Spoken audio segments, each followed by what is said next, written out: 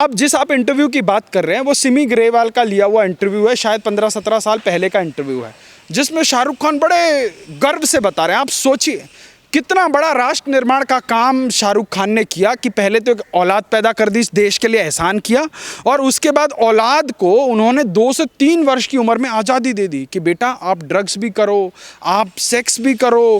पर शाहरुख खान ने एक बार भी नहीं कहा कि बेटा आप जो है कुछ अच्छे ग्रंथों का स्वाध्याय करो, आप धर्म के रास्ते पर चलो, आप जो है देश के लिए रोल मॉडल बनो। आप उस पूरे इंटरव्यू को देखिएगा, आपको वहाँ अगर कोई ऐसी चीज़ मिले तो मुझे बताना। आप सोचिए अगर इस देश का सो कॉल्ड सुपरस्टार अपने 3 साल के बच्चों को ऐसे संस्कार देता है तो उस देश में संस्कारों का पतन होना लाजमी है कि नहीं है। तो 18 वर्ष का नीरज चोपड़ा भी इस देश को गौरवान्वित करता है, सोने का मेडल लेके आता है, और एक 18 साल का अरबोंपति का बेटा जो है ड्रग्स के मामले में आज जेल में जाता है, और पूरी बॉलीवुड इंडस्ट्री उसको जो है ढकने में, उसको बचाने में, उसको छुपाने में लग जाती है। तो ये देश के लिए एक बहुत बड़ा शर्म का विषय है। देखिए ये जो बड़े बड़े सो कॉल्ड सुपरस्टार है ना, इन सुपरस्टार के साथ एक मंडली होती है जो इनके जूठन उठाने को, इनके हाथ से कुछ गिर जाए उसको उठाने को, इनके धूल गिर जाए इनके चप्पलों से उसको चाटने को, एक पूरी की पूरी मंडली होती है जिसको शुद्ध हिंदी में चरण चाटुकार कहा जाता है। अब चरण चाटुकार का क्या काम होता है कि टीआरपी क्रिएट करना, उसी टीआरपी पे उन लोगों का जो है धंधा चलता है। तो ये एक बहुत बड़ी इंडस्ट्री है, बॉलीवुड के अंदर भी एक सब इंडस्ट्री है जो इनकी जय जयकार करके जो है चलती है।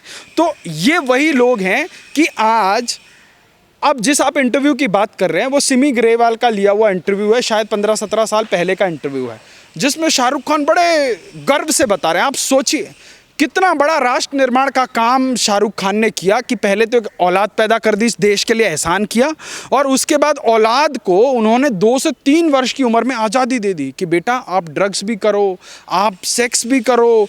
पर शाहरुख खान ने एक बार भी नहीं कहा कि बेटा आप जो है कुछ अच्छे ग्रंथों का स्वाध्याय करो, आप धर्म के रास्ते पर चलो, आप जो है देश के लिए रोल मॉडल बनो। आप उस पूरे इंटरव्यू को देखिएगा, आपको वहाँ अगर कोई ऐसी चीज़ मिले तो मुझे बताना। आप सोचिए अगर इस देश का सो कॉल्ड सुपरस्टार अपने 3 साल के बच्चों को ऐसे संस्कार देता है तो उस देश में संस्कारों का पतन होना लाजमी है कि नहीं है।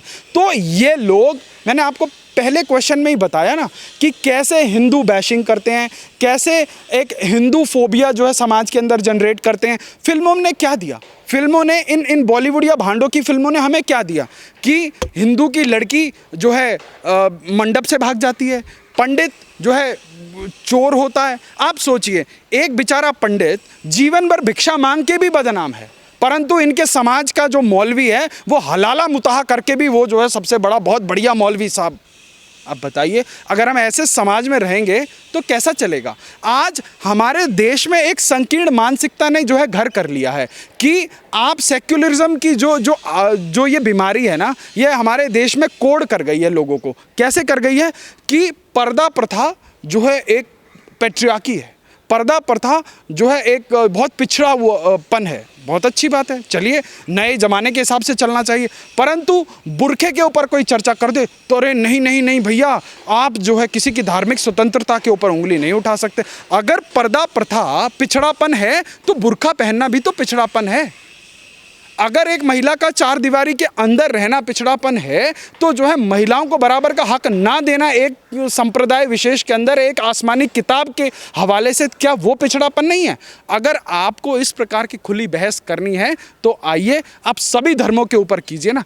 क्यों इस देश के अंदर सिर्फ और सिर्फ सहिष्णु हिंदू समाज को टारगेट किया जाता है? आज हमारे ऊपर लव जिहाद हो रहा है, हमारे ऊपर लैंड जिहाद हो रहा है, हमारे ऊपर कल्चरल जिहाद हो रहा है, हम लोगों के ऊपर हर तरीके से अटैक किया जा रहा है, चारों तरफ से मल्टी लेवल अटैक किया जा रहा है। परंतु जिम्मेवारी किसकी है? आज जिम्मेवारी है आपकी, हमारी इस चैनल के माध्यम से एक आवाज़ बनने की कि वो 23 साल का लड़का नहीं है, वो 23 साल का अबोध बालक नहीं है। 18 साल की उम्र में इस देश के अंदर वो वयस्क हो जाता है, उसके अंदर इतनी समझ आ जाती है कि वो देखिए, कहने को तो 52 साल का भी इस देश के अंदर एक युवा घूम रहा है, अब उसके अंदर मानसिक विकास 18 साल तक का भी नहीं हुआ तो ये उसकी एक मानसिक बीमारी है जिसका इलाज होना चाहिए। परंतु कानून की नज़र में, कानून के लफ्ज़ों में यदि आप समझें तो 18 साल का युवा इस देश के अंदर सरकार चुनने की आज़ादी रखता है। उसके बाद जो है वो जब 20-21 साल का हो जाता है तो वो विवाह करने योग्य हो जाता है, इस देश का कानून उसको अलाउ करता है। और उसके बाद भी अगर हम कहें कि जी वो 18 वर्ष का बालक है तो 18 वर्ष का नीरज चोपड़ा भी इस देश को गौरवान्वित करता है, सोने का मेडल लेके आता है। और एक 18 साल का अरबोंपति का बेटा जो है ड्रग्स के मामले में आज जेल में जाता है और पूरी बॉलीवुड इंडस्ट्री उसको जो है ढकने में, उसको बचाने में, उसको छुपाने में लग जाती है। तो ये देश के लिए एक बहुत बड़ा शर्म का विषय है। सिर्फ लेफ्ट लिबरल नहीं, उस सरकार में, महाराष्ट्र में एक सरकार है जिसकी सरकार, जिसकी पुलिस, जिसका सब कुछ है, वो नवाब मलिक आके प्रेस कॉन्फ्रेंस कर रहे हैं और उसके बाद बोल रहे हैं कि जो उनको टारगेट किया जा रहा है। अरे भाई, सरकार तुम्हारी, पुलिस तुम्हारी, प्रशासन तुम्हारा, आप जांच करो, आपको पूरी आज़ादी है। और उसके बाद प्रेस कॉन्फ्रेंस करके आरोप लगा के वो भाई साहब निकल लेते हैं। जब एनसीबी हर हफ्ते ड्रग कार्टेल का भंडाफोड़ कर सकती है तो महाराष्ट्र की पुलिस क्यों नहीं इन ड्रगियों को पकड़ सकती? आज कई अरबों का ड्रग का नेटवर्क सिर्फ भारत के अंदर फैला हुआ है। तो ये किसकी जिम्मेवारी है? अगर वहाँ की लोकल पुलिस नहीं करेगी तो केंद्र की एजेंसियां निश्चित रूप से करेंगी। हम इस प्रकार से अपने देश के युवाओं का भविष्य तबाह होता नहीं देख सकते। ये फिल्म इंडस्ट्री वाले लोगों को हमारी धार्मिक स्वतंत्रता के ऊपर उंगली उठाने का कोई अधिकार नहीं है। ये सबके ऊपर उंगली उठाएं, पर इनके ऊपर जैसे उंगली उठे तो ये या तो ये बोल दें कि अरे हम तो बॉलीवुड वाले हैं इसीलिए हमें जो है बार बार टारगेट किया जाता है। जब ये विक्टिम कार्ड भी फेल हो जाए तो बोले जी हम तो मुसलमान हैं इसलिए हमको जो है टारगेट किया जाता है। अरे कोई इनसे पूछे 2011 में ना तो इस देश में मोदी था, ना जर्मनी के अंदर आरएसएस की शाखाएं चलती थी, तो कोई बताए कि जो है गौरी खान को वहाँ क्यों पकड़ा गया था? देश की जनता जानना चाहती है। जो आज लोग कह रहे हैं ना कि वो मुसलमान का बेटा इसलिए टारगेट किया जा रहा है, मैं उनसे पूछना चाहता हूं कि 2011 में जर्मनी के एयरपोर्ट पर गौरी खान को क्यों पकड़ा गया था? ना वहां जो है आरएसएस की फासिस्ट सरकार थी, ना वहां मोदी प्रधानमंत्री था। तो भैया, जो आप अपने बच्चों को जो संस्कार दोगे, जो संस्कृति दोगे, वही तो आपका बच्चा आगे ले जाके दिखाएगा।